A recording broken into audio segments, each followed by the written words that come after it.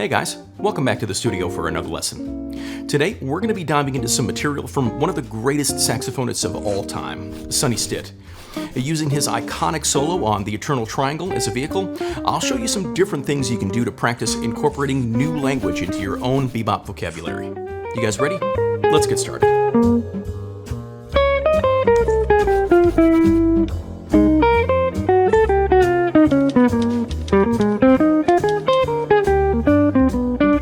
If you've never heard Sonny Stitt's solo over his rhythm changes tune, The Eternal Triangle, I'd highly suggest you go check it out immediately. His playing on this recording is an absolute masterclass in bebop language from start to finish, especially at a blistering quarter note 300. You can drop the needle at almost any point in the solo and find something incredible to pick apart. For our purposes today, we're going to take a look at just a couple of moments. The first one comes right at the beginning after he takes the baton from Sonny Rollins. This phrase happens over the first two bars of a rhythm changes, so 1, 6, 2, 5 is the progression, and it's a great place to start our journey today. We're going to have a listen to what the original phrase sounds like first. I'll play it way under tempo so we can focus on hearing it clearly against the changes, and so you can observe the techniques that I'm using to articulate in the same way that Sonny does on the recording. Here's what it sounds like.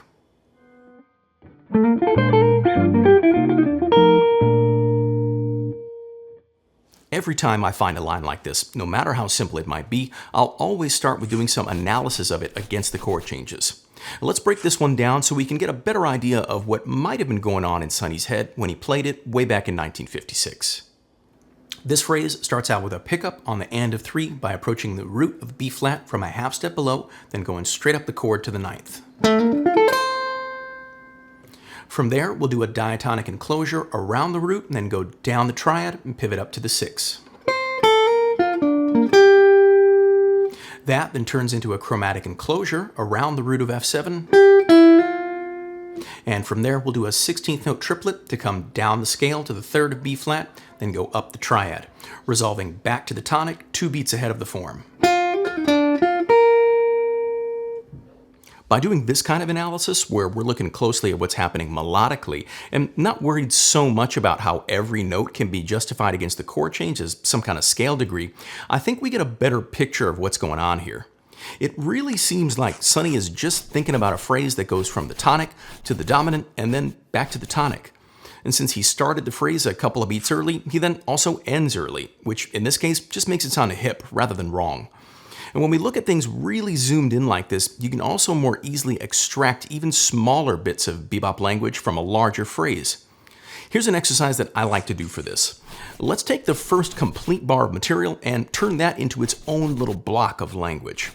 We'll play it starting from each beat of the measure to feel how it changes the character of the line. Additionally, we'll play each of these 4 times so you can really make sure you have it in your bones before shifting it to the next beat. Here's what that sounds like.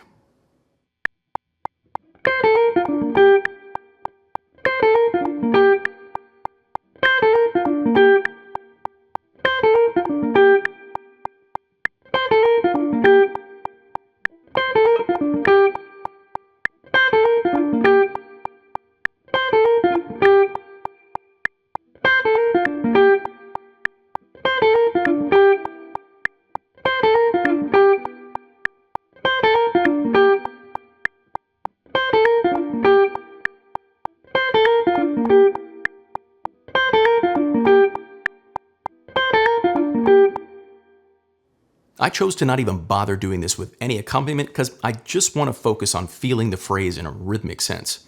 Ultimately, we can and should try applying this phrase to a variety of harmonic contexts, but that's a story for another day. Right now, I'm just focused on getting the phrase as it is into my ears. Now, my next step is usually to start taking this material and transposing it into other keys and experimenting with other fingering options. And since it's a pretty simple task to transpose into different keys on the guitar, I'm more focused on the technical aspects of playing when I'm doing this. In these next few exercises, we're going to take our block of language, but extend it into the resolution on the next downbeat, and move it down the neck by half step. Here's how that sounds if we just stay on the top strings.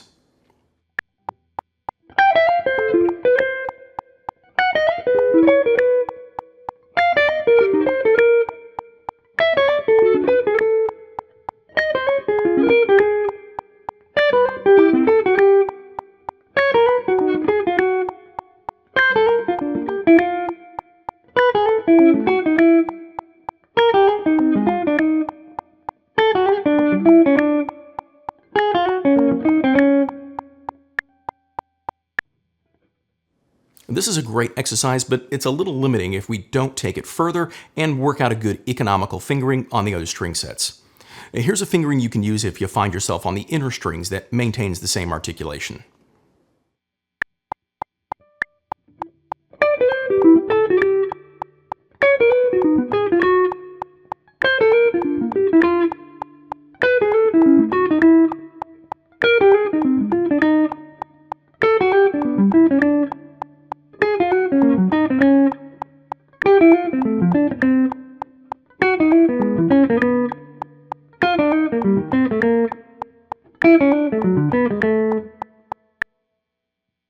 Finally, here's how I tackle that same phrase if I found myself on the lower strings.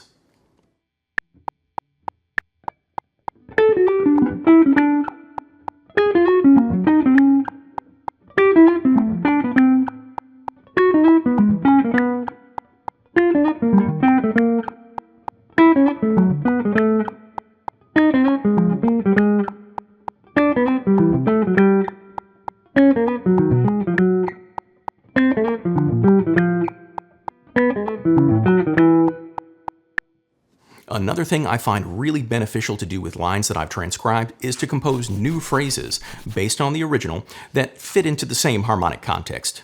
Some things we can explore when writing these variations are different degrees of rhythmic displacement, altering sequences, inverting an existing sequence, slightly altering the resolution, and using different chromatic embellishments than the original phrase did. The goal is to keep the same overall character of the transcribed line and just squeeze a little bit more juice out of the same general idea. Here's a bunch of examples for you to check out now.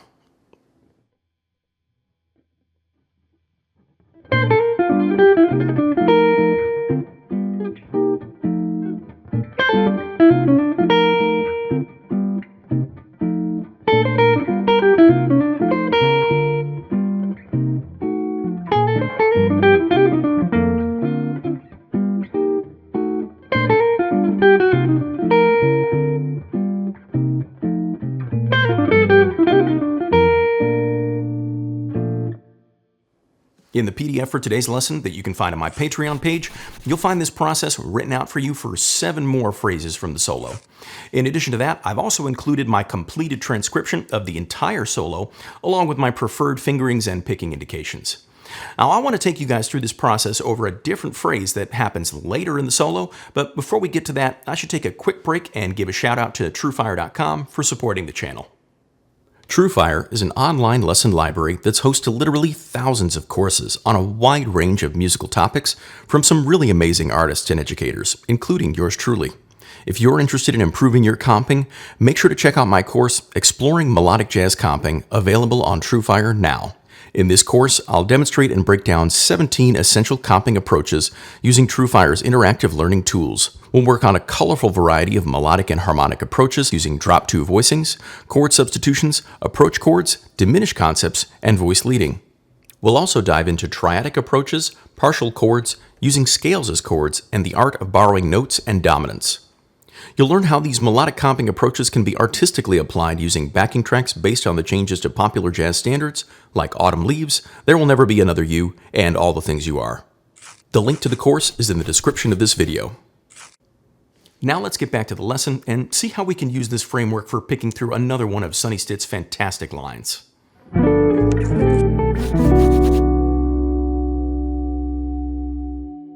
This next phrase I want to take you through comes from Sonny's third chorus of solo.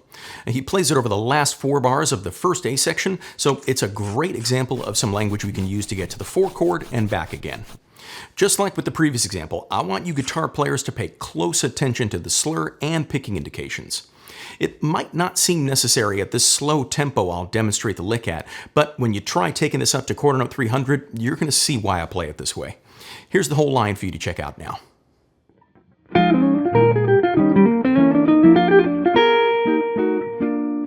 And just like the last one, the language here is actually pretty simple because the tempo it was originally played at is so incredibly fast. Let's pick this one apart and see if we can gain some more insight into what Sonny might have been hearing when he played it. This phrase starts out on the 5th of a B-flat 7 and jumps down a 4th to run chromatically to the 3rd.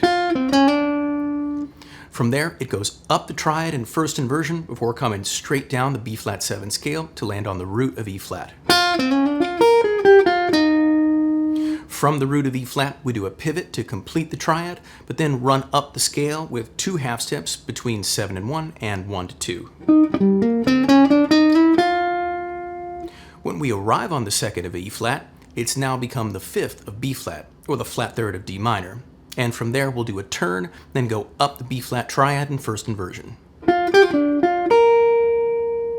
Now, let's take a chunk from that phrase and see how it feels when we put it on different parts of the beat like we did before. In addition to placing the phrase on each downbeat, we'll also see how it sounds if we displace it by an 8th note and try it off of each upbeat. This time, I'll only repeat each placement once, but you should definitely do each one of them at least twice when you're practicing. Here's how it sounds.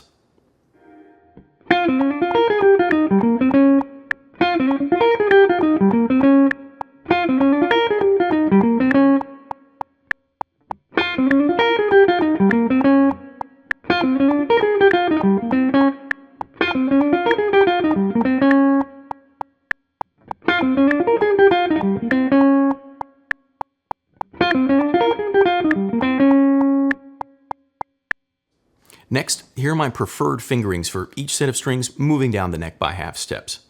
Let's start way up in the 10th position, which is going to have the phrase resolving into an A-flat 7.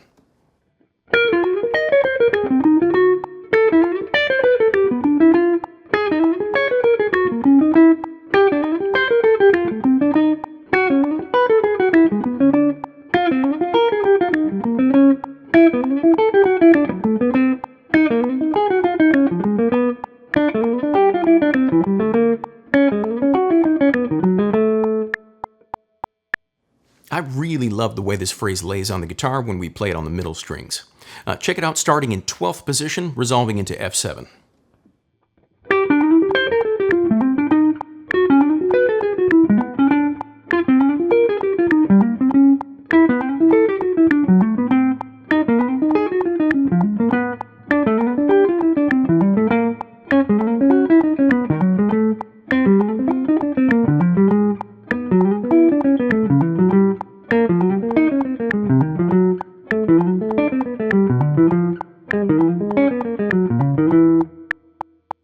Finally, here's how I tackle this phrase if we play it on the low strings.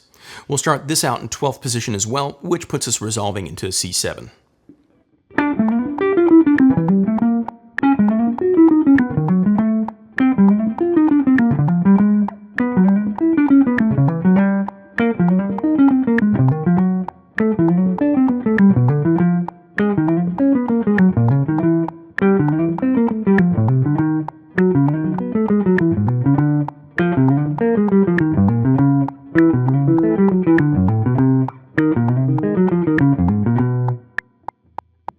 To wrap things up for today, let's check out a few variations I came up with based on the original phrase. This one's got a ton of mileage on it, especially because of where it goes. This particular line would be a great candidate for you to fold into your blues language since it takes you to the 4 chord. Here's the original phrase and 5 variations for you to check out now.